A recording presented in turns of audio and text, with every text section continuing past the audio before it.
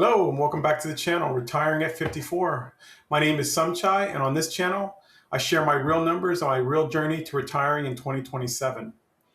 In today's video, I'm going to break down my February 2026 dividend income. And this month, it came in lower than January, but that's part of the process.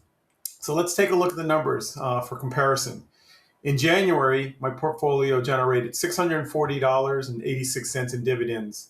In February, my portfolio only generated $499.99. That's a decrease in about $140.87 month over month. But remember, dividend income isn't always linear, especially when you have a mix of monthly and quarterly payers. So let's dive into the monthly dividends for February 2026. I held the same positions. The only thing I did was add to some of the positions, but here's what I earned for February in the ETFs. For JEPI, JEPQ, JEPQ, I earned $116.43. For JEPI, JEPI, I earned $43.05. For TSPY, I earned $45.34. For GPIQ, I earned $5.13. For QQQI, I earned $125.27. And finally, for SPYI, I earned $53.32. This brings my February monthly total to $388.54, compared to January's $423.60. It's about $35 lower, mainly due to variations in the distributions from JEPQ and JEPI.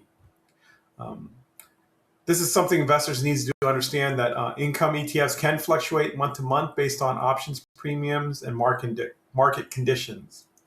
So now let's look at the quarterly dividend payers, which are mostly in individual stocks. For February, Verizon paid me $37.95. Lowe's paid me $12.53. HESM paid me $7.81. And AbbVie paid me $53.16. That brings my quarterly total to $111.45. January's quarterly total was $217.26. So this is where most of the overall decline came from. Different companies pay in different months, and February simply had fewer large payouts. So my total dividend income for February 2026, my monthly dividends were $388.54. My quarterly dividends were $111.45. My total dividends for February, like I mentioned earlier, was $499.99, just shy of $500. But I'll take that for passive income any day.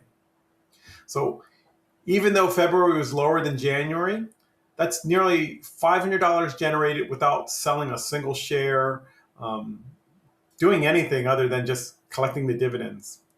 As I move closer to retiring in 2027, using the rule of 55, which matters most is consistency, portfolio growth, and increasing long-term cash flow.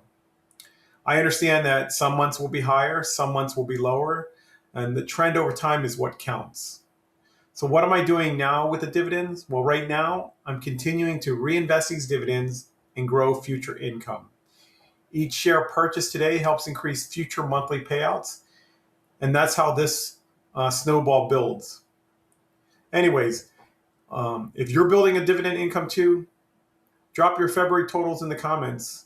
Did your income go up or down for the month? And if you're just starting out, what's your first dividend stock or ETF? I'd like to know, maybe something that I could look into and investigate and see, something that I could add to my portfolio. Anyways, if you enjoy these real number updates and following a real retirement journey, please hit the like and subscribe button, and I'd like to hear from you. And stay tuned next month for my March dividend update. Until then, I'll talk to you later. Thank you.